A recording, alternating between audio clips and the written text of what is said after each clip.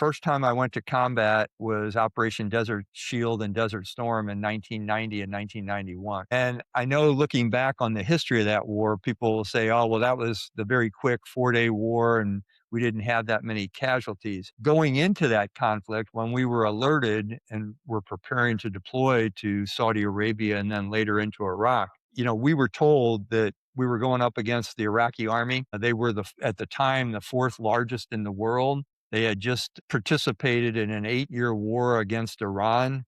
So they were battle hardened and we weren't. They also had chemical weapons at the time. Saddam Hussein had used those chemical weapons against the Kurds in northern Iraq.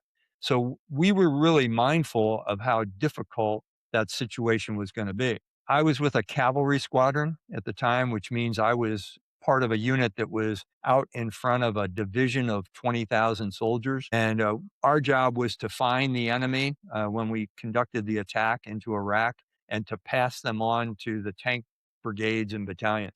So that was our mission. And in thinking of the mission and thinking of the challenges, we were also told by our superiors that we would probably suffer about 50% casualties in our unit. So that puts a little bit of anxiety and fear into you. But I was also a young father, and we had 2 young boys. One was 10 and the other one was 7. So I started thinking to myself, if I don't come back, what can I leave for my sons that give them an idea of how to lead their life? So on a daily basis, before the war started and then after the war was over, after the 4 days we attacked, I would write in a journal some thoughts about everything from emotions to friendship to love to religion. So I would pick a topic a day and write about it. As I kiddingly say, spoiler alert, I did come home. I wasn't killed. But our boys were still young, so they had no interest in reading this very thoughtful journal that I had written over a 6-month period of time. So I threw it in a footlocker and forgot all about it. And a couple of years ago, our youngest son asked my wife where the journal was. And what he did is he took it, unbeknownst to me, and typed it up into a Word document. And Christmas of 2024, he presented it to me as a gift. And what he said at the time was, "Hey, Dad, my brother and I know what you were doing in this journal. You were preparing us in case you didn't come home.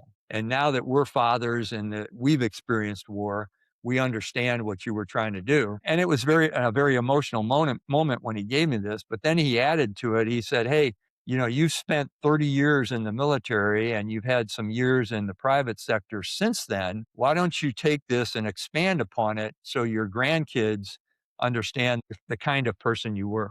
So over that year period between December of 24 and December of 25, I kind of ensconced myself in this office and started taking the journal entries and further reflecting on them with the lessons I had learned in the 30 years since I wrote it.